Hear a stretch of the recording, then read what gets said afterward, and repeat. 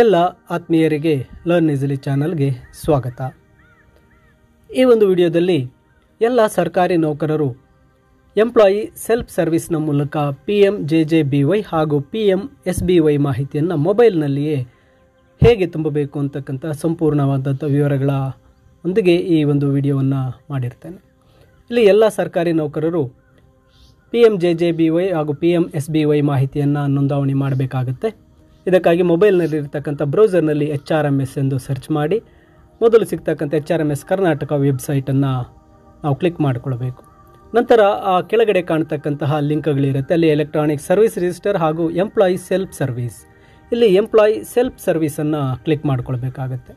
ಎಲ್ಲ ಸರ್ಕಾರಿ ನೌಕರರು ತಮ್ಮ ವೇತನ ಖಾತೆ ಸೇವಿಂಗ್ಸ್ ಬ್ಯಾಂಕ್ ಅಕೌಂಟ್ನಿಂದ ಸ್ಯಾಲರಿ ಪ್ಯಾಕೇಜ್ ಅಕೌಂಟ್ಗೆ ನಾವು ಅದನ್ನು ಬದಲಾಯಿಸ್ಕೊಂಡಿರಬೇಕು. ಆ ಮಾಹಿತಿಯನ್ನು ಪಾಸ್ಬುಕ್ ಎಂಟ್ರಿ ಮೂಲಕ ನಾವು ಖಚಿತಪಡಿಸ್ಕೊಳ್ಬೇಕು. ನಂತರ ಈ ಎಂಪ್ಲಾಯಿ ಸೆಲ್ಫ್ ಸರ್ವಿಸ್ ರಿಜಿಸ್ಟರ್ಗೆ ಬಂದಾಗ ರಿಜಿಸ್ಟ್ರೇಷನ್ ಆಗಿರ್ತಕ್ಕಂಥವರು KJID ಪಾಸ್ವರ್ಡ್ ಹಾಗೂ OTP ಕ್ಯಾಪ್ಚಾ ಎಂಟರ್ ಮಾಡಿ ಲಾಗಿನ್ ಆಗಬೇಕು. ಇನ್ನೂ ಯಾರು ಎಂಪ್ಲಾಯಿ ಸೆಲ್ಫ್ ಸರ್ವಿಸ್ಗೆ ರಿಜಿಸ್ಟರ್ ಆಗಿರಲ್ಲ ಅವರು ಕೆಳಗಡೆ ಕಾಣ್ತಕ್ಕಂಥ ನ್ಯೂ ಯೂಸರನ್ನು ಕ್ಲಿಕ್ ಮಾಡಿ ನಾವು ರಿಜಿಸ್ಟ್ರೇಷನ್ ಮಾಡ್ಕೊಳ್ಬೇಕಾಗತ್ತೆ. ಈಗ ನನ್ನ ರಿಜಿಸ್ಟ್ರೇಷನ್ ಆಗಿರುತ್ತೆ, ನಾನು ಲಾಗಿನ್ ಆಗ್ತೇನೆ. ಇಲ್ಲಿ ಎಂಪ್ಲಾಯಿ ಸೆಲ್ಫ್ ಸರ್ವಿಸ್ಗೆ ಲಾಗಿನ್ ಆದ ನಂತರ ಇಲ್ಲಿ ನಮ್ಮ ಮಾಹಿತಿಯನ್ನು ನಾವು ನೋಡಬಹುದು. ನಂತರ ಇಲ್ಲಿ ಮೆನ್ಯುಗೆ ಈ 3 ಡಾಟ್ ಇರ್ತಕ್ಕಂತಹ ಮೆನ್ಯುವನ್ನು ಕ್ಲಿಕ್ ಮಾಡಿದಾಗ ಅಲ್ಲಿ ನಮಗೆ PMJJBY ಹಾಗೂ PMSBY ಟ್ಯಾಬ್ ಕಾಣಸಿಗುತ್ತೆ. ಆ ಟ್ಯಾಬನ್ನು ಕ್ಲಿಕ್ ಮಾಡಿಕೊಳ್ಬೇಕು. ಇಲ್ಲಿ ಆ ಒಂದು ಯೋಜನೆಗಳಿಗೆ ನಮ್ಮ ಖಾತೆಯಿಂದ ಅಕೌಂಟ್ನಿಂದ ಪ್ರೀಮಿಯಂ ಕಟ್ ಆಗಿರ್ತಕ್ಕಂಥ ಮಾಹಿತಿ ನಮಗೆ ಮೆಸೇಜ್ ಮೂಲಕ ಬಂದಿರುತ್ತೆ. ನಂತರ ಇದನ್ನು ಎಂಟ್ರಿ ಮಾಡಲು ಈ ಪೇಜ್ನಲ್ಲಿ 2 ಯೋಜನೆಗಳಿಗೆ ಒಂದು ಪ್ರೀಮಿಯಂ ಕಟ್ ಆಗಿರೋದ್ರಿಂದ 2 ಯೋಜನೆಗಳನ್ನು ನಾವು ಟಿಕ್ ಮಾರ್ಕ್ ಮಾಡಬೇಕಾಗುತ್ತೆ. ಟಾಪ್ನಲ್ಲಿ ಕಾಣುತ್ತೆ PMJJBY PMSBY. ಆ ಬಾಕ್ಸ್ಗಳನ್ನು ಕ್ಲಿಕ್ ಮಾಡಿದಾಗ ಅದು ರೈಟ್ ಮಾರ್ಕ್ ಬರುತ್ತೆ. ನಂತರ ನಮ್ಮ ಮಾಹಿತಿ ಇಲ್ಲಿ ಸಿಗ್ತಾ ಇರುತ್ತೆ. ನಂತರ ನಾವು ಇಲ್ಲಿ ಬ್ಯಾಂಕ್ ಅಥವಾ ಪೋಸ್ಟ್ ಆಫೀಸ್ ಇಲ್ಲಿ ಎಂಟರ್ ಮಾಡಬೇಕಾಗುತ್ತೆ. ಬ್ಯಾಂಕ್ನಿಂದ ಕಟಾವಣೆ ಆಗಿರೋದ್ರಿಂದ ಬ್ಯಾಂಕ್ ಒಂದು ಕೊಡಬೇಕು. ನಂತರ ಬ್ರಾಂಚ್ ನೇಮ್, ಆ ಬ್ಯಾಂಕ್ನ ಬ್ರಾಂಚ್ ನೇಮನ್ನು ಇಲ್ಲಿ ಟೈಪ್ ಮಾಡಬೇಕಾಗುತ್ತೆ.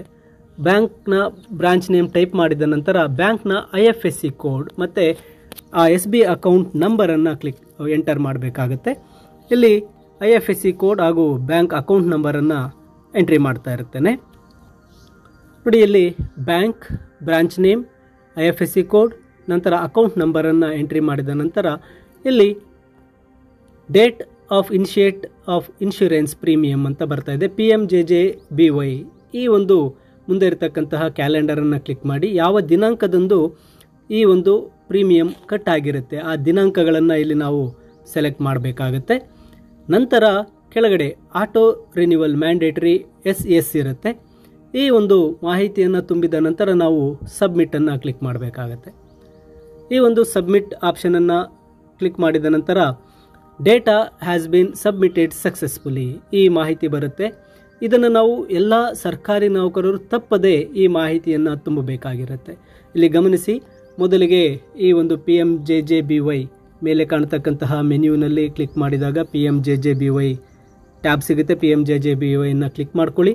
ನಂತರ ಇಲ್ಲಿ 2 ಒಂದು ಯೋಜನೆಗಳ ಮುಂದೆ ಟಿಕ್ ಮಾರ್ಕನ್ನು ನಾವು ಕೊಡಬೇಕಾಗುತ್ತೆ. ನಂತರ ಕೆಳಗಡೆ ಬಂದು ಬ್ಯಾಂಕ್ ಟೈಪ್ ಮಾಡಬೇಕು. ನಂತರ ಬ್ರಾಂಚ್ ನೇಮನ್ನು ಟೈಪ್ ಮಾಡಬೇಕು. IFSC ಕೋಡ್ ಟೈಪ್ ಮಾಡಬೇಕು. ಬ್ಯಾಂಕ್ ಅಕೌಂಟ್ ನಂಬರನ್ನು ಟೈಪ್ ಮಾಡಬೇಕಾಗುತ್ತೆ. ಮತ್ತು ಈ ಒಂದು ಡೇಟ್ ಆಫ್ ಇನಿಷಿಯೇಟ್ ಇನ್ಶೂರೆನ್ಸ್, ಈ ಪ್ರೀಮಿಯಂ ಇನ್ಶೂರೆನ್ಸನ್ನು ನಾವು ಕಟಾವಣೆ ಮಾಡಿರ್ತಕ್ಕಂಥ ಮಾಹಿತಿ ನಮ್ಮ ಮೊಬೈಲ್ಗೆ ಮೆಸೇಜ್ನ ಮೂಲಕ ಬಂದಿರುತ್ತೆ. ಆ ದಿನಾಂಕಗಳನ್ನು PMJJBY ದಿನಾಂಕ ಹಾಗೆ PMSBY ದಿನಾಂಕಗಳನ್ನು ಸೆಲೆಕ್ಟ್ ಮಾಡಬೇಕು. ಕೆಳಗಡೆ ಬಂದಾಗ ಇಲ್ಲಿ ಆಕ್ಷನ್ನಲ್ಲಿ ಇದು ಆಟೋ ರಿನ್ಯೂವಲ್, 2 ಸ್ಕೀಮ್ಗಳ ಒಂದು ಆಟೋ ರಿನ್ಯೂವಲ್ SS ಎಂದು ಆಲ್ರೆಡಿ ಬಂದಿರುತ್ತೆ. ಆ ಅನ್ನು ಕ್ಲಿಕ್ ಮಾಡಬಹುದು. ಅದಾದ ನಂತರ ಕೆಳಗಡೆ ಸಬ್ಮಿಟನ್ನು ಕೊಟ್ಟು ಎಲ್ಲ ಸರ್ಕಾರಿ ನೌಕರರು ಈ ಒಂದು ಯೋಜನೆಗೆ ಒಳಪಟ್ಟಿರ್ತಕ್ಕಂತಹ ಮಾಹಿತಿಯನ್ನು ಎಲೆಕ್ಟ್ರಾನಿಕಲ್ಲಿ ಎಂಪ್ಲಾಯಿ ಸೆಲ್ಫ್ ಸರ್ವಿಸ್ ಒಂದು HRMSನಲ್ಲಿ ಎಂಟ್ರಿ ಮಾಡಲೇಬೇಕಾಗಿರುತ್ತೆ. ಈ ಒಂದು ವಿಧಾನವನ್ನು ನೀವು ಅರ್ಥ ಆಗಿದೆ ಅಂತ ಭಾವಿಸ್ತೇನೆ. ಮೊಬೈಲ್ನಲ್ಲೇ ಈ ಒಂದು ಮಾಹಿತಿಯನ್ನು ನಾವು ತಪ್ಪದೇ ಎಂಟ್ರಿ ಮಾಡಬೇಕಾಗಿರುತ್ತೆ. ಇಲ್ಲದೆ ಹೋದಲ್ಲಿ ಜುಲೈನ ನಂತರ ಒಂದು ಸ್ಯಾಲರಿ ಮಾಡುವಲ್ಲಿ ತೊಂದರೆಗಳು ಬರಬಹುದು ಅಂತ ಭಾವಿಸ್ತೇನೆ. ಹಾಗೆ ಈ ಒಂದು ಮಾಹಿತಿ ನಿಮಗೆ ಸಂಪೂರ್ಣವಾಗಿದೆ, ಅರ್ಥ ಆಗಿದೆ ಅಂತ ಭಾವಿಸ್ತಾ ಎಲ್ಲರಿಗೂ ಧನ್ಯವಾದಗಳು.